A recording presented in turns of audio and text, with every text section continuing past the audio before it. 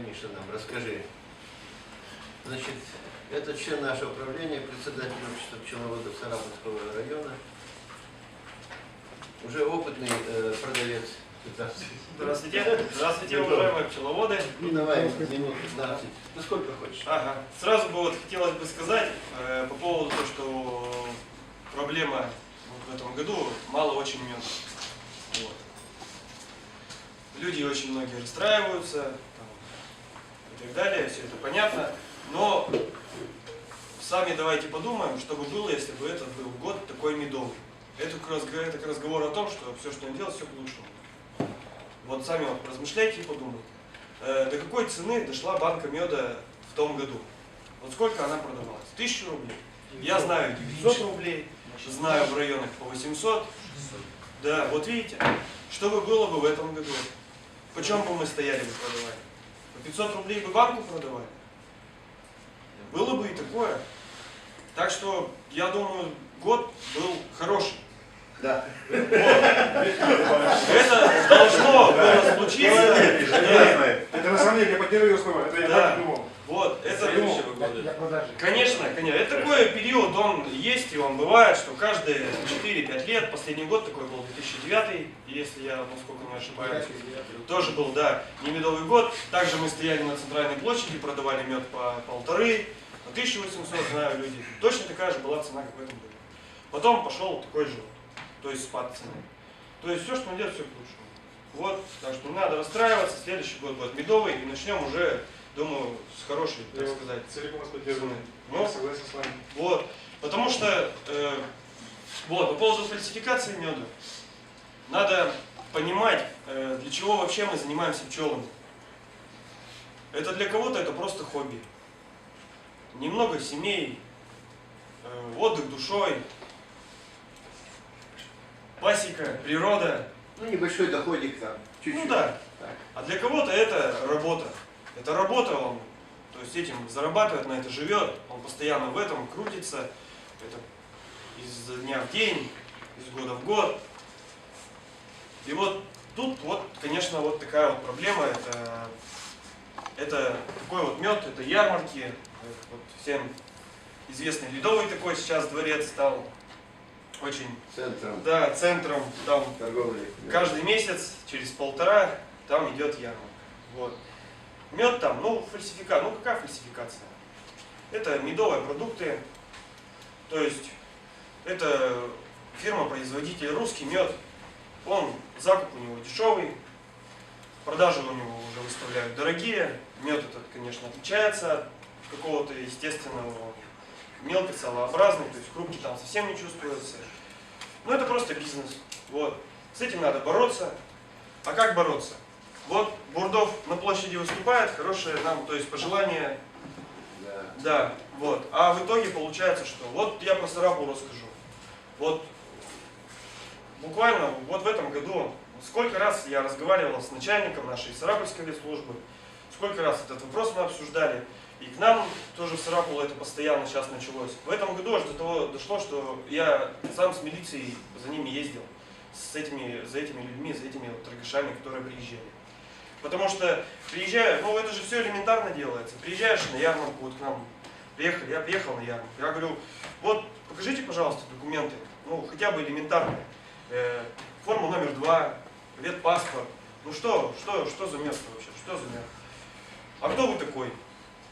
Я уж не стал там говорить, кто там туда-сюда. Я говорю, просто как гражданин. Это имеет любое право. Вот, они показывают какие-то формы, там числа месячной давности, там даже анализ экспертизы не написан в эту форму номер 2. Ничего там нет. 20 сортов номер. Вот.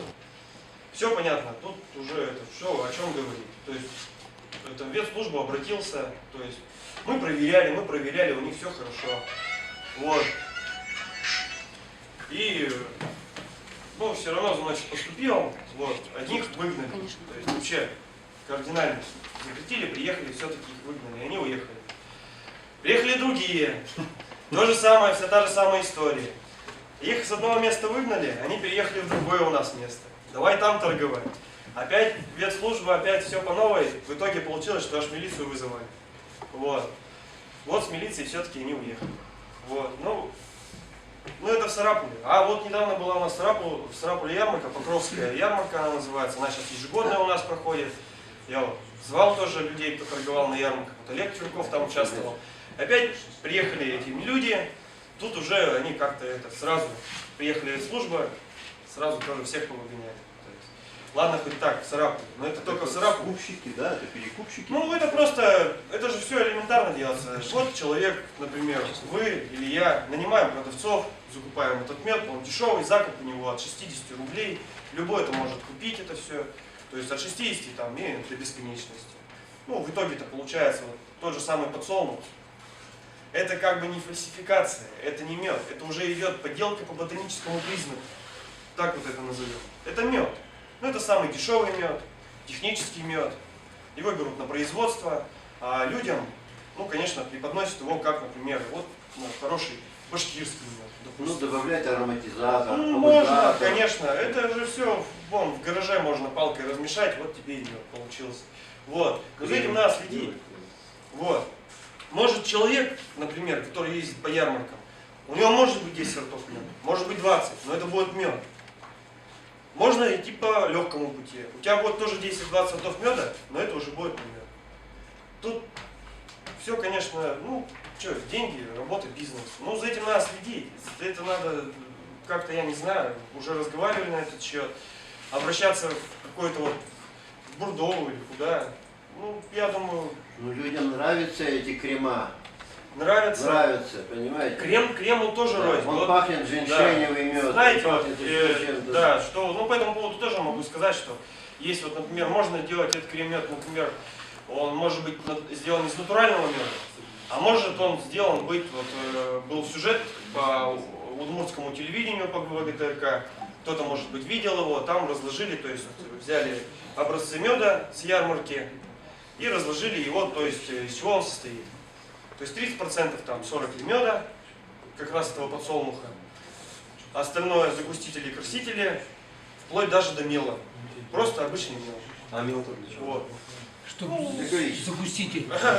Да, это уже рецепты их. На любителя.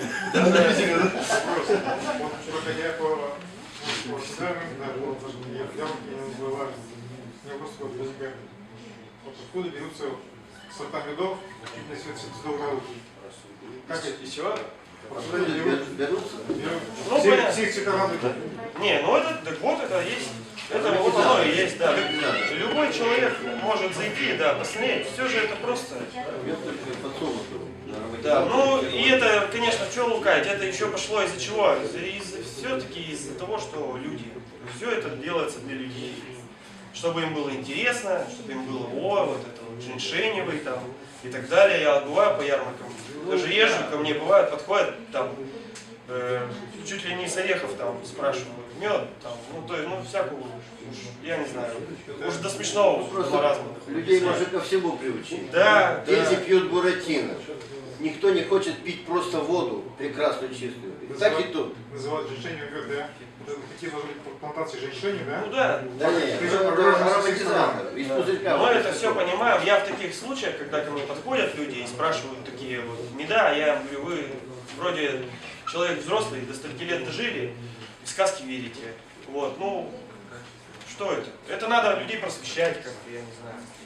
Это надо людям объяснять. Есть сорта медов, они их очень обширные сорта, их очень много, там, не знаю, 40-50. Такая тенденция Да. на рынках. Вот все-таки это развивается дальше.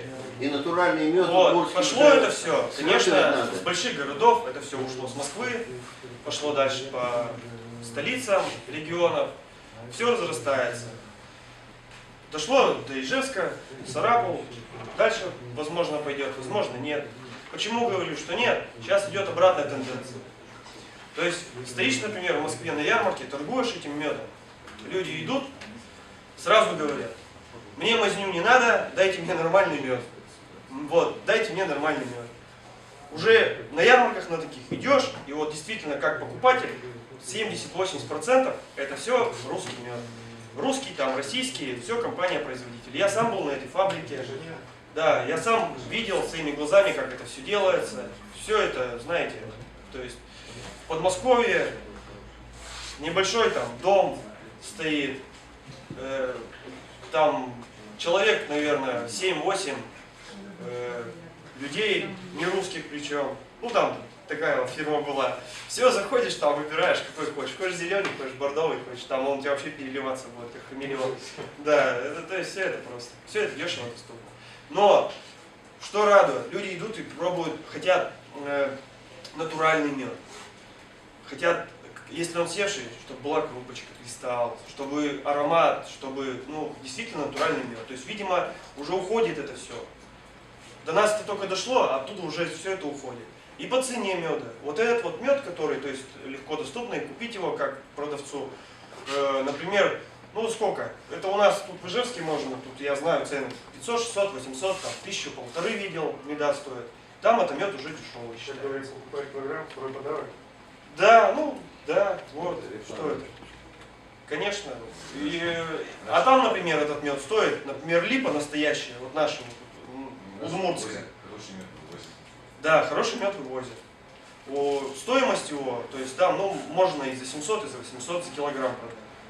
Ну, все понятно, цена, ну там и расходы большие, ярмарки очень дорогие, и уже не актуальны стоят, они там по 8 месяцев в году идут. Но вопрос-то о том, что вот он стоит денег, это хороший мед, натуральный, удмуртский. Самая ценная меда, так вот, самая ценная меда, это вот, это Удмуртия, это Вятка, Киров. Все. Ну, больше нету медов. Вот. И это правда. Никакой башкирский мед. Вот. Никакой алтайский мед. Едешь по этой Башкирии, я сам езжу, вижу это все своими глазами. Едешь по трассе по федеральной, справа, слева, подсолнух, подсолнух, подсолнух, подсолнух. Один голимый подсолнух. Тут нефтеперерабатывающий завод стоит. Тут, ну, нету там меда. Это просто бренд. А бренд этот пошел из-за того, что этот мед раньше, давным-давно, очень давным-давно вывозили весь мед там, за границу, там, по речкам, наш удмуртский мед, вятский, там, хорошие меда вывозились, они вообще из России вывозились. А вот этот вот башкирский мед, он расходился как раз вот по России, по нашей. Все кушали этот мед. Вот. Ну и там Башкирия, там, голова там, пчелы или что-то как там переводится. Недавно я тоже разговаривал, спорил с башкирами, так скажем, на высоких тонах. Да, там что-то пчела и так далее. Вот. Ну, просто бренд. Вот и все. Этим люди пользуются. Хотя они элементарно Башкирии-то даже не были. Которые вот у нас тут продают, там, Алтай, Башкирия, там. Подойдите паспорт, спросите. Да нет, какой там пчеловод? Покажите, где Алтай находится. Вот да. покажет эти Карпаты. Да, конечно, это что это? Ну, проблема сильная, большая проблема. Надо этой проблемой с этой бороться. А как бороться? Сообща. Сообща. Ну, по плану. Ну, как? Я не знаю. На каких-то таких вот маленьких уровнях. Там кто-то, конечно, свою инициативу может проявить. А таких вот людей, которые постоянно стоят, их, ну, не знаю, это только каким-то вот действительно обществом, то есть людей.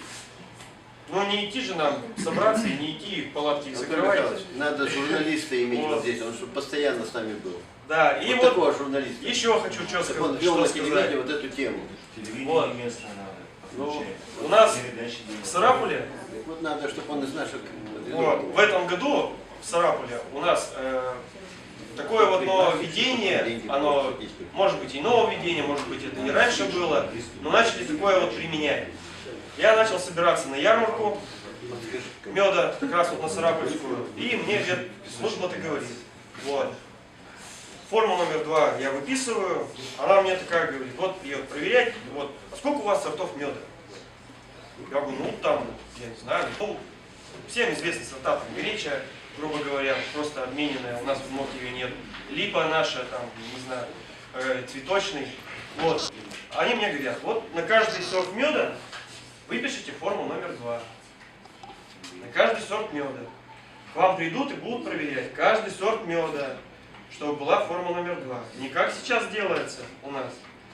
Выписываешь форму номер 2 и торгуют люди, то есть 3, 4, 5 сортов. И как эти заезжие по 10, по 20. А на каждый сорт меда. Вот. Вот как это, хорошо или плохо? Для покупателей хорошо. Ну, может быть, да. Защита покупателя. Так вот, для так вот, человека проблема. страшно. Так вот, почему-то нас, как хотят, Давит, что с нами хотят, что только с нами не делают, давит. что только от нас не просят. А людей, которых действительно надо проверять, которые возят все, что попало с других регионов, их такого контроля за ними нет. Выгодно Вот. покупателю. Ну что выгодно покупателю, если его надувают? Ну какой женьшеневый мед? Ему в тюре, вот, в Москве, и он его ест. Еще куча других. Это обман, это мошенничество. Да, так вот я к тому и говорю, что Что вот, нравится вам, чтобы вас это самое вот так вот лохами считали и смеялись? Ну так пожалуйста. так вот как раз вот нас вот сейчас вот и выставляют такими вот. Ну он ничего и нету, и не делается там, да, там долгая история, поэтому это длинная история. Сейчас кто как хочет, тот так и торгует, тот чем хочет. Так что вот у нас есть общество, надо что-то предлагать, надо что-то делать с этим, Хорошо, все. с такими ярмарками. Есть же у нас хорошие ярмарки. Хорошо там люди торгуют, свои клиенты, люди идут, именно уже говорят, что мы вот там купили, больше туда не пойдем. Идут на наши ярмарки, берут нормальный, качественный мед, потом не плюются. А то такое бывает, приходят на ярмарку, плюются, мед, вот там мед такой плохой, сякой. Мы вот купили у Ледового дворца, вот такой плохой мед, и, мол, это, и у вас такой же у всех вот это. Мы-то тут при чем? Мы-то тут вообще ни при чем. Хорошо. Вопрос еще есть? Вопрос есть. Все-таки хочу первый вопрос, ответ насчет вопроса. Бывает, что в сезон, когда мед садится быстро, равномерно, бывает, что он медленно и неравномерно. Это Чураков ответил. Это от чего зависит? Ну, это все зависит от какого растения. У каждого сорта есть своя осадка крестоцветная, Вот они эту садятся книжечку очень быстро. возьмите, там Да. написано 5 факторов, из-за чего мед садится или не садится. Да, это все И зависит от химический состав, и от температура, с которой он цветка. сам Да, обладает. все зависит от влажности, Да, очень всё, много. много факторов. Очень Вот. много. А это Возьмите показатель, эту книжечку. Как правило, майские меда они садятся очень быстро. это показатель качества. Все. Ну а что? Почему? Мед должен сесть, правильно? Да. Вот.